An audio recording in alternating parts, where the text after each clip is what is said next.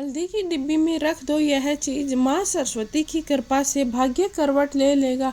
क्या आपने कभी सोचा है कि आपके रसोई में रखी छोटी सी हल्दी की डब्बी आपकी गरीबी, आपके कर्ज और आपके रुके हुए भाग्य तीनों को बदल सकती है। बसंत पंचमी के दिन अगर हल्दी की डिब्बी में माँ सरस्वती से जुड़ी हुई कुछ गुप्त चीजें रख दी जाए तो साधारण इंसान भी असाधारण रास्ते पर चल पड़ता है। यह कथा हमें लालच नहीं सिखाती है, यह हमें पात्रता सिखाती है। बसंत पंचमी सिर्फ पीले कपड़े पहनने का दिन नहीं है, यह वह दिन होता है जब ज्ञान जागता है, वाणी शुद्ध होती है और भाग्य सोकर भी सुनने लगता है। शास्त्र कहते हैं कि इस दिन की गई छोटी सी विधि भी वर्षों से अटका हुआ कर्म खोल सकती है। एक बहुत समय पहले एक छोटा सा कस्बा था। उस कस्बे में एक युवक वहीं रहता था जिसका नाम था माधव। वह ना बहुत पढ़ा लिखा था, ना कोई बड़ा व्यापारी था। दिन भर मेहनत करता पर पैसा जैसे उसके हाथ में टिकता ही नहीं था। माधव अक्सर कहता कि मेहनत तो करता हूँ पर किस्मत मेरे साथ नहीं देती है।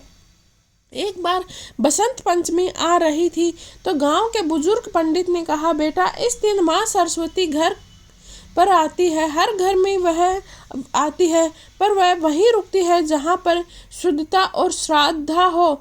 माधव के मन में हलचल हुई। पंडित ने बताया कि हल्दी शुद्धता की निशानी होती है, हल्दी समृद्धि की निशानी होती है और हल्दी माँ लक्ष्मी और सरस्वती के मिलन का माध्यम होती है। और फिर उन्होंने धीरे से कहा कि बसंत पंचमी के दिन हल्दी की डिब्बी खाली नहीं रखनी चाहिए। यही कथा का रहस्य शुरू होता है। पंडित जी ने उसे पूरा उपाय नहीं बताया, बस इतना कहा कि हल्दी की डिब्बी में जो रखा जाता है वही जीवन में बढ़ता है। माधव रात भर सो नहीं पाया। उसके मन में एक ही सवाल था कि मैं क्या रखूं हल्दी की डिब्बी में। अगली सुबह बसंत पंचमी थी। धूप पीली हुई, हल्की ठंड हुई और मंदिरों में घंटियां बजने लगी।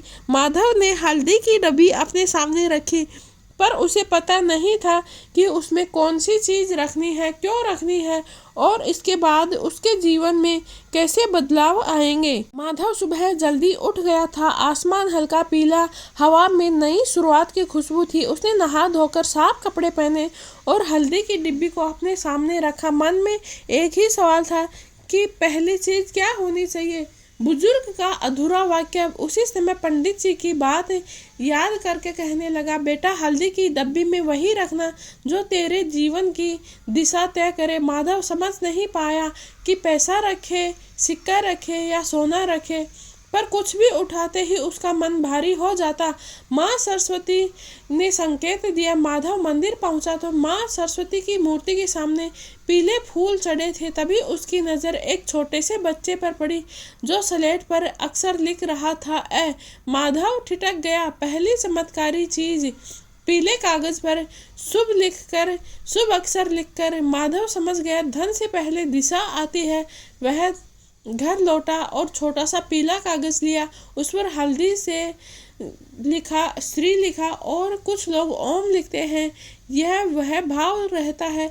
यह कोई जादू नहीं था, यह संकेत था। श्री का मतलब समृद्धि होता है। श्री शुद्ध विचार देता है। श्री हमें सही रास्ता बताता है। पंडितों का कहना है कि जहाँ पर विचार शुद्ध होते हैं वहाँ पर धन रास्ता खुद ढूंढ लेता है। माधव ने हल्दी की डब्बे में पीला कागज रखा और उसके ऊपर सावधानी से रख दिया और मन ही मन कहा, माँ मेरे क्रम को सही दिशा दीजिए। उसी दिन कोई चमत्कार नहीं हुआ पर माधव का मन हल्का हो गया। निर्णय लेते समय उसका भ्रम कम हुआ और उसका काम टालना बंद करने लगा। यही माधव की पहली कृपा थी। शाम को एक पुराना दोस्त आया और बोला, जल्दी पैसा कमाने का एक रास्ता गलत है। माधव तुरंत मान गया पर आज उसने साफ मना कर दिया और यही कथा ने पहला मोड़ लिया। बसंत पंचमी का दिन ढल चुका था। पीले अक्षर पर श्री लिखा अब हल्दी की डिब्बी में था। माधव को अजीब सी शांति मिल रही थी पर मन में एक ही सवाल उठा, अगर केवल सोच से सब हो जाता तो मेहनत क्यों करनी पड़ती। अगली सुबह पंडित जी के पास माधव फिर गया। पंडित जी मुस्कुराए और बोले, बेटा, माँ सरस्वती विचार देती है पर माँ लक्ष्मी क्रम देखती है। पर उन्होंने पूछा कि घर में अन्न है नहीं। माधव ने सिर हिलाया। पंडित जी बोले, हल्दी की डिब्बी में एक अन्न का दाना रख दो, चावल गेहूं जो या आपके घर पे जो भी अन्न हो। माधव हैरान हुआ, बस एक दाना। पंडित जी हंसे, उसे एक सम्मान नहीं करता, वह 1000 का हकदार नहीं बनता। अन्न का गहरा अर्थ होता है, अन्न सिर्फ खाना नहीं होता है। अन्न का मतलब मेहनत, धैर्य और रोजगार का ईमानदार क्रम होता है। शास्त्रों में कहा गया है कि जहाँ पर अन्न का अपमान नहीं होता है वहाँ पर दरिद्रता कभी नहीं टिक पाती है। तो माधव ने रसोई से एक साफ चावल का दाना लिया, हल्दी की डिब्बी खोली, श्री लिखे कागज के पास वही दाना रख दिया और मन में कहा, माँ मेरी मेहनत में बरकत देना। उस दिन माधव ने अपने काम में बदलाव किया, समय पर घर पहुंचा, अधूरा काम नहीं छोड़ा और बेवजह शिकायत नहीं की। रात को थकान तो था पर संतोष भी था। कुछ दिनों बाद माधव को कम मेहनत में ज्यादा पैसे मिले और एक प्रस्ताव आया। पहले तो वह तुरंत मान गया, पर अन्न का दाना उसे याद आया, उसने मना कर दिया।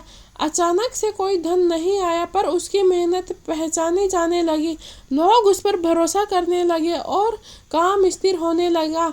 यही अन्न का आशीर्वाद था।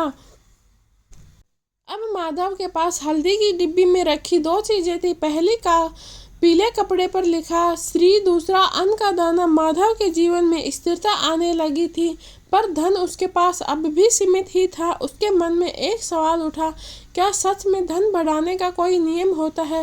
वह पंडित जी के पास फिर पहुंचा तो पंडित जी बोले, बेटा, धन पकड़कर रखने से नहीं, सही जगह छोड़ने से बढ़ता है। फिर उन्होंने पूछा कि तेरे पास जो भी थोड़ा आता है तो इसका क्या करता है। तो माधव चुप हो गया।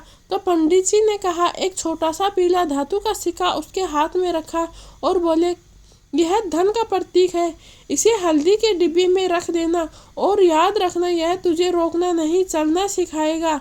यह सिक्का लालच के लिए नहीं था, उसे याद दिलाने के लिए था कि यह धन आया है तो किसी का भला भी हो।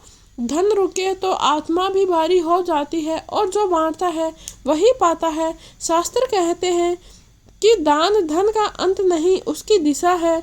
माधव ने हल्दी की डिब्बी खोली, उसमें श्री और अन्न के दाने के पास एक पीला सिक्का रख दिया और मन में कहा, माँ मुझे धन कमाने से पहले धन को निभाना सिखा दो। उसी दिन माधव ने किसी गरीब बच्चे को भोजन कराया, बिना दिखावे के, बिना किसी को बताए। और एक अजीब बात हुई, उसका मन हल्का हो गया। अब धीरे धीरे उसके पास पैसा रुकने लगा, सोच समझकर खर्च होने लगे और अचानक से होने वाले नुकसान कम होने लगे।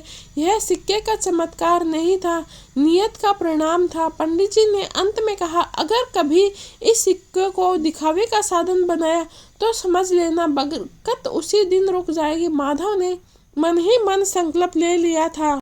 अब हल्दी की डब्बी में 3 चीजें थी, श्री लिखा, पीला कागज, अन्न का दाना और एक पीला सिक्का। माधव को लग रहा था कि सब कुछ बदल रहा है, धन नहीं पर सोच। काम में मन लगने लगा था, लोगों से झगड़े कम हो गए थे, पर एक खालीपन था। माधव ने पंडित जी से पूछा कि अब क्या बाकी है। तो पंडित जी कुछ देर के लिए चुप हुए, फिर बोले, अब माँ को सिर्फ याद नहीं, महसूस करना है। उन्होंने एक सवाल पूछा, तू आखिरी बार कब बिना किसी कारण के माँ के सामने रोया था। तो माधव निरुत्तर हो गया। पंडित जी बोले कि हल्दी की डब्बी में रखा एक पीला फूल रखना, चाहे गेंदा हो, सरसों हो या कोई भी पीला फूल रख देना, पर उसे रखने से पहले माँ को दिल से याद करना। फूल का मतलब भाव, नम्रता और अहंकार का त्याग होता है। शास्त्र कहते हैं कि जहाँ पर भाव नहीं वहाँ पर भगवान भी बोझ लगते हैं। बसंत पंचमी की शाम को माधव ने मंदिर से एक ताज़ा पीला फूल लिया, घर आकर हल्दी की डब्बी खोली और उन तीनों चीज़ों के ऊपर वह पीला फूल रख दिया और पहली बार उसकी आंखें भर आई। उसने कुछ नहीं मांगा, बस इतना कहा कि माँ मुझे सही इंसान बनाए रखना। रात में माधव को सपना आया, कोई स्वरूप नहीं, कोई आवाज़ नहीं, बस पीली रोशनी और मन में एक वाक्य, जहाँ पर भाव शुद्ध है वहाँ पर अभाव नहीं टिक सकता है। वह डर नहीं, शांत होकर जागा। इसके बाद उसके शब्दों में मिठास आने लगी। लोग बिना वजह ही उससे जुड़ने लगे और काम के नए नए रास्ते खुलने लगे।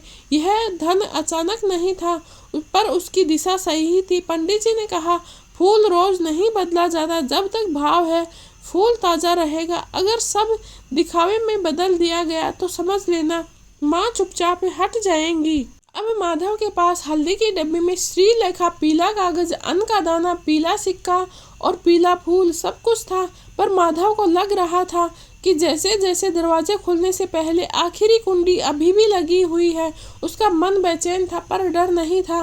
वह माधव पंडित जी के पास फिर से पहुंचा। पंडित जी ने उसकी आंखों में देखा और बोले, अब कोई चीज बाहर नहीं आएगी, अब बस जो रखा है वह तेरे जीवन का फैसला होगा। फिर उन्होंने एक छोटी सी सूखी हल्दी की गांठ उसके हाथ में रख दी। पंडित जी बोले, हल्दी सिर्फ मसाला नहीं, यह त्याग, धैर्य और स्थायित्व का प्रतीक है। गांठ इसीलिए है क्योंकि जीवन भी गांठों से भरा हुआ है। हल्दी की गांठ हमें सिखाती है कि सब कुछ तुरंत नहीं मिलता, कुछ चीजें समय मांगती है और जो धीरे धीरे पकता है वही टिकता है। शास्त्रों की बात है कि जो धैर्य रखता है लक्ष्मी जी उसी के घर पर टिकती है। बसंत पंचमी की रात को माधव ने स्नान किया, साफ जगह पर बैठा, हल्दी की डिब्बी खोली, फिर उस हल्दी की गांठ को सब चीज़ों के बीच में रख दिया। आंखें बंद करके उसने एक ही संकल्प लिया कि माँ, मैं कोई शॉर्टकट रास्ता नहीं चुनूंगा, मेहनत, ईमानदारी और धैर्य इन सब को नहीं छोड़ूंगा। कोई रोशनी नहीं, कोई आवाज़ नहीं, बस हृदय में एक भारीपन उतर आया। ऐसा लगे जैसे उसके मन का बोझ खुल गया हो। यही उसकी असली कृपा थी। इसके बाद माधव ने एक छोटा सा काम शुरू किया, बिना उधार के, बिना धोखे के। धीरे धीरे पहले काम होने लगा, फिर स्थिर होने लगा, फिर बढ़ने लगा।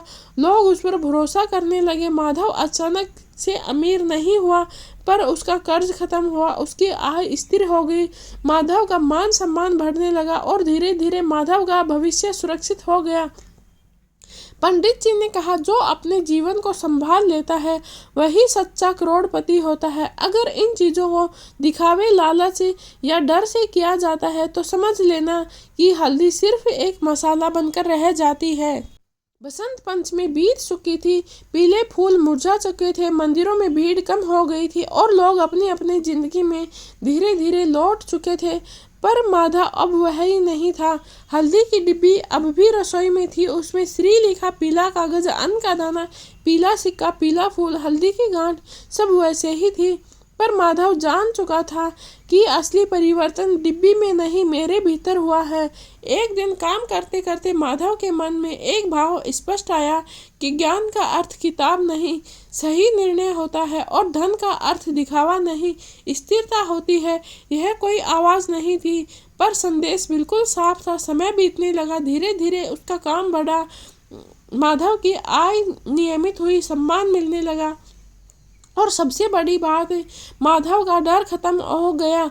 वह अब गलत रास्ते पर नहीं जाता था, किसी से डरता नहीं था, ना किसी से जलता था, अमीर बनने की बेचैनी में नहीं जीता था। एक दिन कोई बोला, अब तो तुम अच्छे पैसे वाले हो, तो माधव मुस्कुरा दिया। उसने कहा, जिस दिन ज़रूरत से ज़्यादा पाने की बेचैनी खत्म हो गई उसी दिन मैं अमीर हो गया था। माँ सरस्वती सीधे धन नहीं देती है, वे देती है सही सोच, सही शब्द, सही समय और सही संयम। और अगर ये सब चारों मिल जाए तो माँ लक्ष्मी जी अपना रास्ता अपने आप ही खोज लेती है। माँ लक्ष्मी जी यह नहीं कहती कि हल्दी की डिब्बी को रखो और करोड़पति बन जाओ, यह कहती है कि अपने जीवन में शुद्धता, कर्म, दान, भाव, दया और धैर्य रखो तो समृद्धि अपने आप आएगी। बसंत पंचमी साल में एक बार आती है, पर माँ सरस्वती की कृपा हमें रोज मिलती है। अगर हम सुनना सीख लें तो हल्दी की डिब्बी एक प्रतीक है, असली साधना आपके निर्णय होते हैं। यदि इस कथा ने आपको थोड़ा भी शांत किया हो या सही रास्ते को समझ दिलाई है तो समझ लीजिए माँ ने आपको भी छू लिया है। हे माँ सरस्वती, जो भी भक्त आपकी यह कथा सुनता है उसके जीवन में खुशियाँ भर देना, उसके जीवन का अंधकार मिटाकर उसके जीवन को सही दिशा प्रदान करना। जय माँ सरस्वती की।